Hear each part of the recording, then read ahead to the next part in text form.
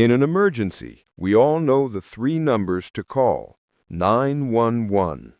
But for several tense hours on Thursday, September 25, 2025, that lifeline went dead for thousands of people in Mississippi and Louisiana.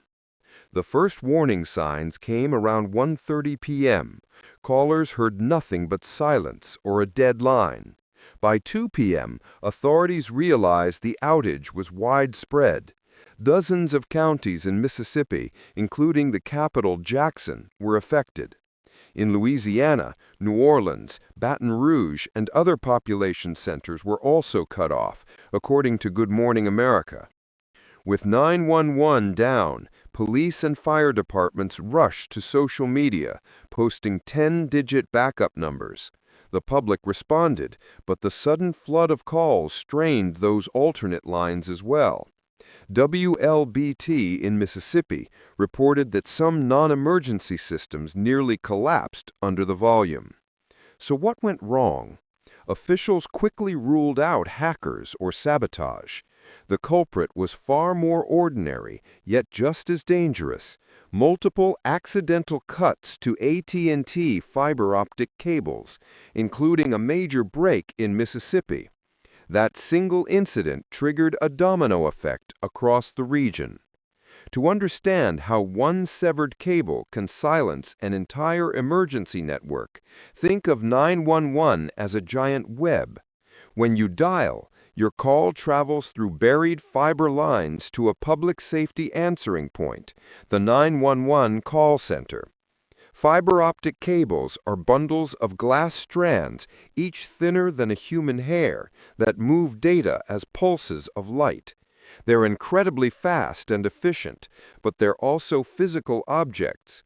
Slice through the right bundle, and every call that would have used that route hits a dead end.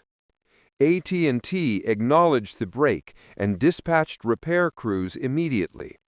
State and local officials coordinated with the company, providing updates while urging residents to keep trying alternate numbers. By roughly 4 p.m., some areas were back online.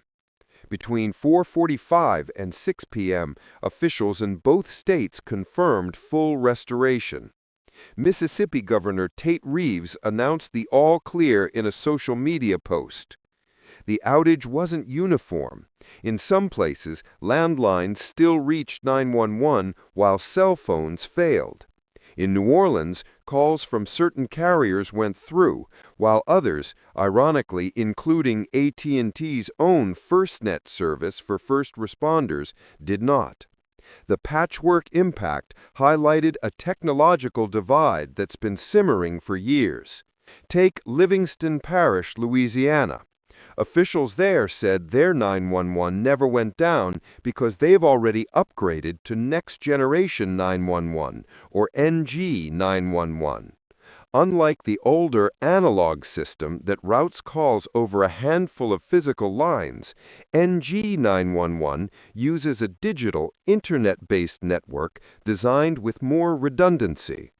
When one path fails, traffic can automatically switch to another.